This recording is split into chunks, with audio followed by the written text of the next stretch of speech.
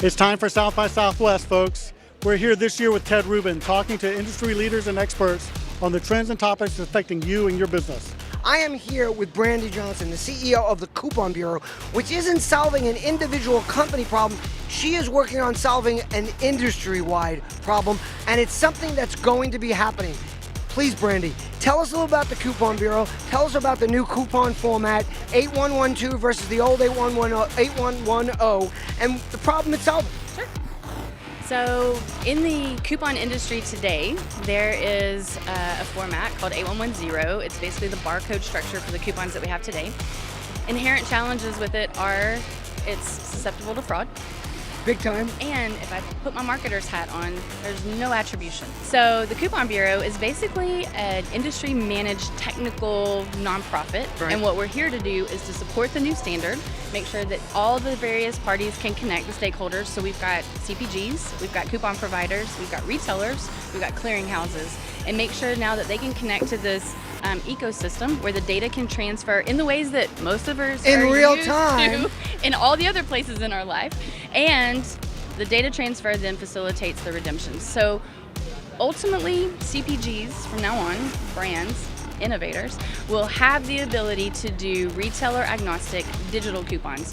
So what does that actually mean? That means now a brand can activate a shopper from their paid media, from any of their direct-to-consumer marketing campaigns. Right. They haven't been able to do this before outside of retailer digital. And because all the new coupons are mandatorily serialized, be able to track that shopper. Which channel did he come from?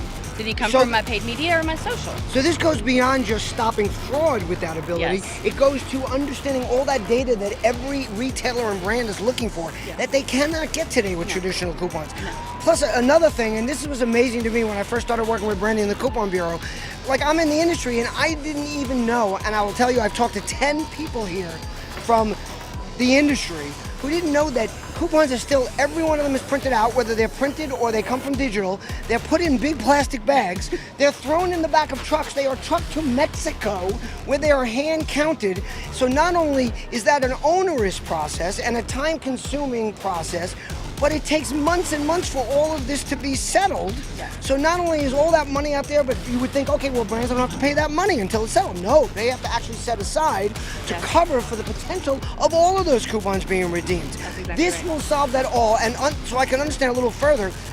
You guys built this, right? So you built this on blockchain along with Hedera hashtag. Yes. So this is now on the blockchain. And it's happening. It's happening. And maybe you could tell us a couple of the names of the organizations that are supporting your organization? Sure, absolutely. So we've got a couple of trade associations that actually support us and birth us. But now I jokingly call us the FDIC of coupons. Like we're here. The new process is here. We've got all of the stakeholder groups connected. So we've got clearinghouses connected and ready to start accepting and processing these new coupons. We've got brands, as you can imagine, who are like, how quick can we do it? And P&G is one of your biggest supporters, correct? P&G has been a fantastic partner for us. They have been a great sounding board for us. But we talk to brands all the time, whether it's someone like an Abbott trying to solve for Infamil or Similac or whatever rebates, right? How do we now clean some of that up and make it more And this will also work digital? hand in hand with SNAP benefits. Yes. For people who are in need and the Yes. food challenge. Yes. And all the other things and help Yes. solve some of those problems. And then of course you're talking to the grocery industry, Yes. big time. Grocers who are getting really the ones that are the wall into getting into this space. Yes. But at some point they have to come around. Yes, Right? and I would say they technology have been moves, people. They had been the wall. I think what I've been pleased with my team to be able to do is how do we craft that message for the retailers that shows them the benefit. Right. And the benefit for them is multifold. Certainly speeding up settlement, super important.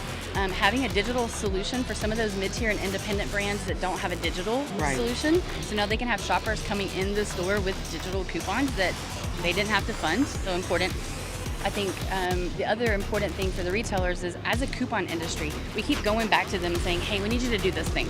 Hey, we need you to do this thing. And it's always costly. It's hardware. It's something with their point of sale. If they can partner with us to make this new bridge of connectivity, then we're basically taking all that couponing capability into the cloud, and we're we, as the Coupon Bureau, on behalf of the industry, can maneuver whatever new whiz-bang 8113 frickin' brat comes out in the next. future. So we're future-proofing those retailers from the coupon perspective. And this is not, oh my God, we want you to start this whole new thing, use coupons. Oh my God, you've never used coupons? No, they are using coupons. It's taking this into the 21st century and making it available to all these companies. But like everything, there's people that are just resistant to change, even when it's to their benefit. Because that's not the way we always did it, Ted. It's not the way we, how many times have any of you guys been in meetings where, well, that's not the way we do it. If you're taking a new job, we have a great idea, and it makes all the sense in the world, but we don't do things that way here.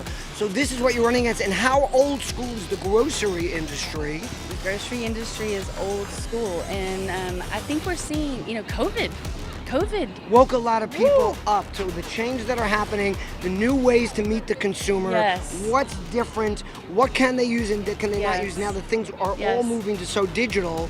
And Brandi and her team are here to help you guys figure this out. So please, open your door to her, take the conversations, speak to her, let her explain to you how they can help you, because by the way, this is happening. If you don't do it now, you're going to be doing it later, and you're going to be losing more money along the way. Yes, it's a new standard, so compliance at some point, I hate to say that word because I know it sounds ugly and forceful, but compliance will be a thing. But aren't I right that P&G is going to come at some point and say, we're not giving you coupons if you're not using the new standard? I don't know. I think the brands will do it. Right.